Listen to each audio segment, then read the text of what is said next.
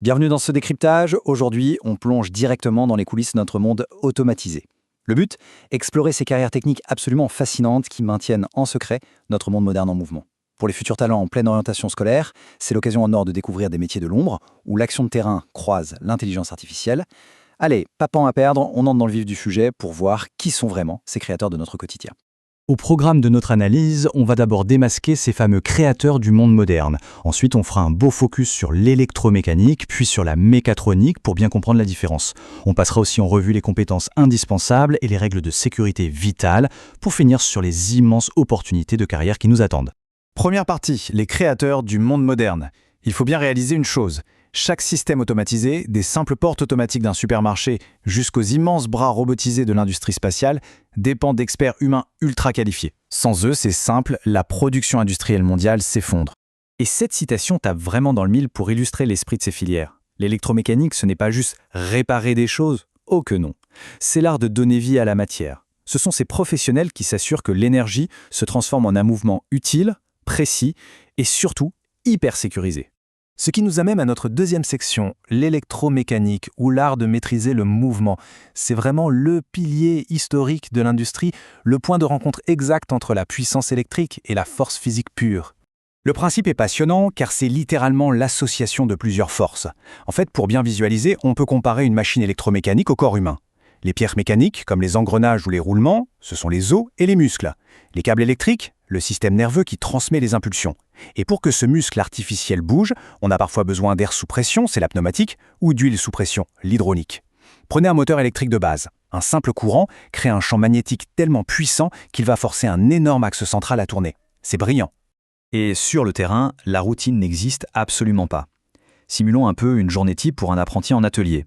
Le matin, alerte rouge. Un moteur de ventilation surchauffe dangereusement. Il faut inspecter les roulements usés ou un souci électrique. À midi, un convoyeur industriel s'arrête net. Le défi de l'après-midi sera de traquer un contacteur brûlé dans une immense armoire électrique pour le recabler. Et en fin de journée, un verre à un pneumatique bloqué qui demande de purger l'air comprimé et de changer une valve. Zéro monotonie garantie. Mais attention, face à une ligne à l'arrêt, on ne fonce pas tête baissée avec un tournevis. Il y a une vraie méthode, en 4 étapes. La toute première chose à faire, indispensable, c'est de lire le plan technique ou le schéma de câblage. C'est un peu comme suivre une carte au trésor. On suit les lignes sur le papier pour comprendre par où l'électricité est censée passer, puis on vérifie sur la machine si le courant circule réellement. C'est une véritable enquête de détective pour isoler le problème avant même de toucher à la mécanique. Passons maintenant à la troisième section, la mécatronique, ou l'intelligence des machines. On quitte le mouvement physique brut pour entrer dans une nouvelle dimension complètement dingue, là où les machines deviennent autonomes. Alors, qu'est-ce que la mécatronique au juste ? C'est une question cruciale pour comprendre les technologies de demain. Pour vulgariser, imaginons un orchestre symphonique. Les pièces mécaniques et électriques, ce sont les musiciens et leurs instruments. Mais pour jouer une partition complexe, il faut un chef d'orchestre. Eh bien, la mécatronique, c'est le fait d'intégrer ce chef d'orchestre numérique directement à l'intérieur de la machine. Exactement comme c'est défini ici, c'est l'informatique qui vient donner un cerveau au système. On y intègre des capteurs qui agissent comme les yeux et les oreilles de la machine. Ces capteurs envoient un flux de données au processeur qui va analyser tout ça en une fraction de seconde pour ordonner aux composants mécaniques de bouger avec une précision millimétrique.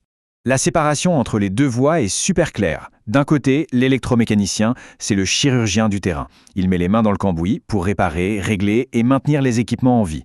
De l'autre côté, l'expert en mécatronique, qui a très souvent une casquette d'ingénieur-concepteur, pense le système global. Il se charge de l'intégration logicielle, programme les lignes de code et s'assure que le robot réfléchit correctement avant de bouger. Et ces applications, on les croise absolument tous les jours. De la vie courante, avec le simple portail automatique qui utilise des capteurs pour ne pas se refermer sur une voiture, jusqu'à l'industrie de pointe avec d'immenses bras articulés qui assemblent des véhicules complets, ou encore des drones qui stabilisent leur vol tout seuls grâce à des algorithmes de dingue.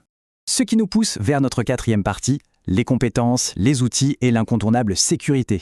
Qu'est-ce qu'il faut vraiment pour maîtriser ces technologies sur le terrain ? Ce qui est génial avec une formation technique, c'est qu'il n'y a pas de théorie dans le vide. Tout est hyper concret. Le quotidien en atelier, c'est d'étudier l'électricité industrielle le matin pour comprendre l'après-midi même pourquoi un disjoncteur a sauté. Le dessin technique, c'est la langue universelle de l'industrie. Il permet de décrypter l'intérieur complexe d'une machine sans rien démonter. Et on y ajoute bien sûr les bases des compresseurs avec la pneumatique. Au quotidien, le technicien déploie un véritable arsenal. Le multimètre et la pince ampère-métrique sont indispensables, ce sont un peu les stéthoscopes de l'usine pour pister un courant électrique invisible.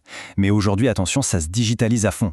On utilise de plus en plus de tablettes numériques connectées en Bluetooth à la machine pour lire les codes d'erreur et analyser les logiciels internes. C'est le duo parfait entre le classique et le numérique. Il y a un rôle qu'il faut absolument bien comprendre ici. L'objectif ultime, c'est d'éviter que l'usine ne s'arrête.